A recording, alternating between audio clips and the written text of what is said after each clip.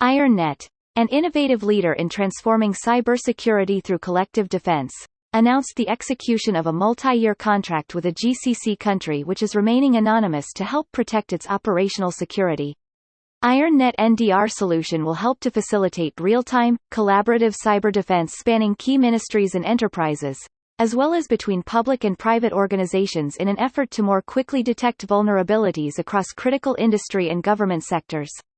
This increased visibility of known and unknown cyber threats, combined with the ability to collaborate in real time, can help improve effectiveness of cyber defenders by allowing for faster triage and stronger response capabilities.